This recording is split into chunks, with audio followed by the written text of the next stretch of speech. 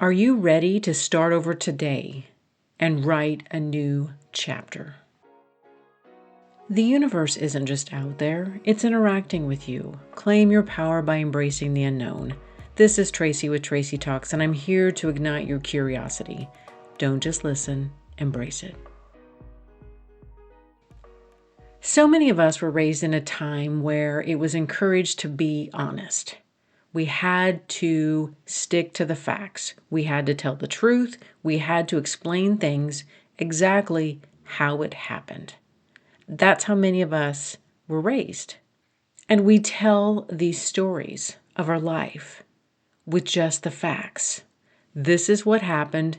This is who I am. This is where I am. There are so many of us who are wanting to come alive in our daily life. We want to feel alive. We want to feel love and passion, excitement, peace, joy. We want to feel more of these good emotions. But here's the thing. We are telling the same stories. We're telling the stories where we were hurt. We were telling the stories where we weren't happy. We're telling the stories where something happened to us. And we're stuck in the story. If we want to write the new chapter, if we want the new start, if we want the reset, we have to be willing to finish the chapter on these stories of our life that we continue to tell. We have to stop talking about that chapter. Yes, all of these things that happen to us, they have made you the person that you are. They have made you strong, resilient. They have taught you valuable lessons.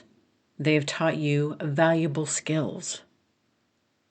But if we want to move into the next chapter, if we want to move into those chapters where we're going to love ourselves more, where we're going to embrace adventure more, where we're going to live with passion more, we have to find a way to close the chapter on those parts of our lives.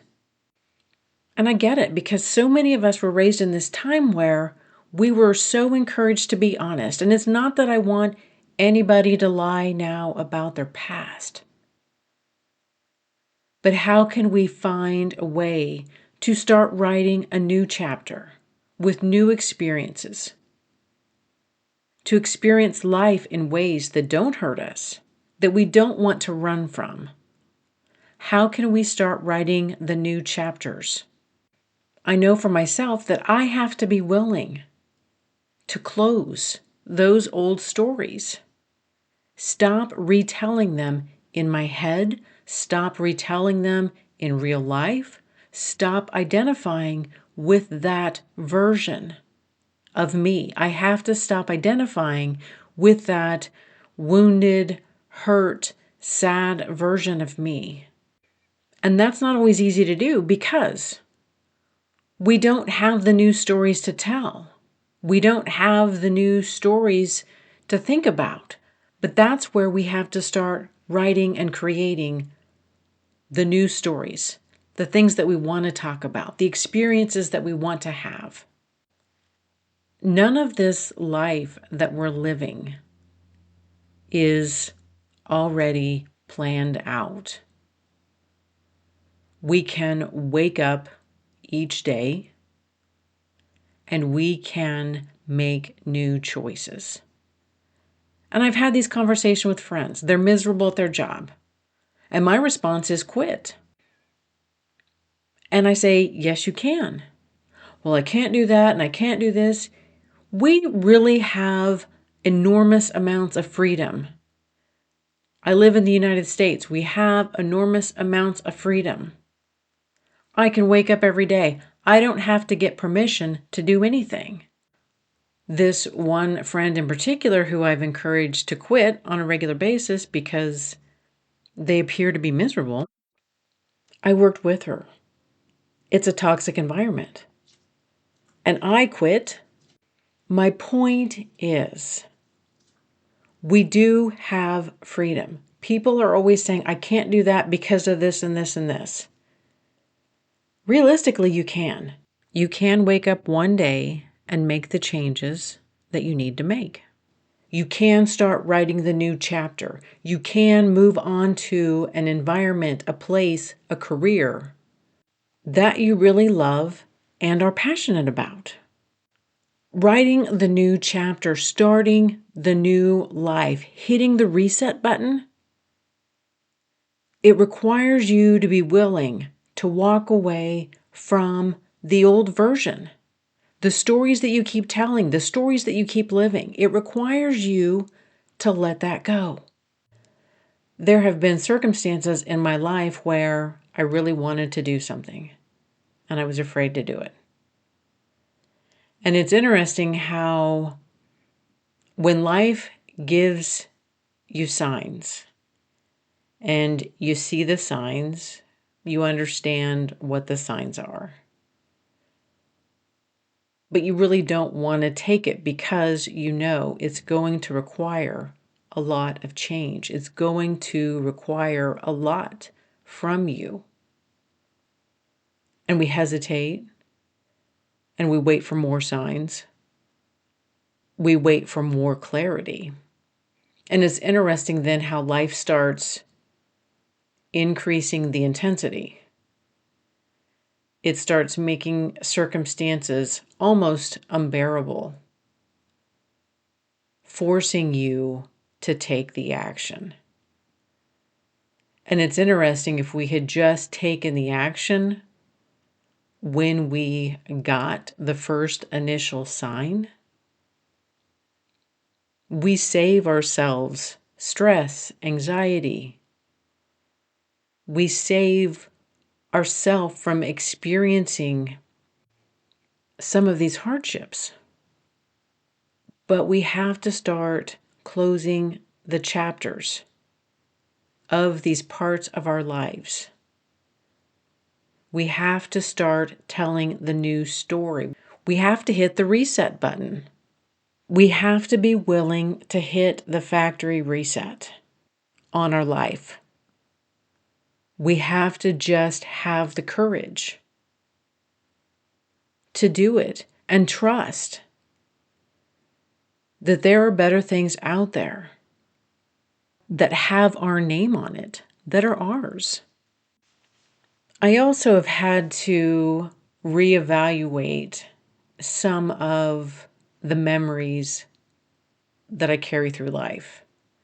And it's interesting when you grow up with siblings and both of you are in the middle of the crisis together. And we have our own memory.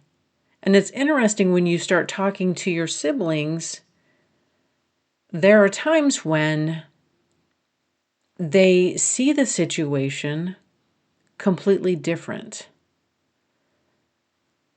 The good guys and the bad guys, the characters in the crisis appear very different through different people. And I've had to reevaluate how I look back at my memories and how I have been willing at times to make the other person the villain. I have been willing to make the other person the bad guy and haven't been as willing to own any of that responsibility. All of that to say is sometimes our memories don't include the whole picture and the circumstances. Sometimes the memories are a very small, narrow part of what was actually happening. I'm not trying to invalidate anyone's circumstances and situations here, but I certainly see experiences different now that I'm an adult and I have kids, and when I was a child and I had all of these emotions about what my parents were and were not doing and what I felt like they should be doing for me,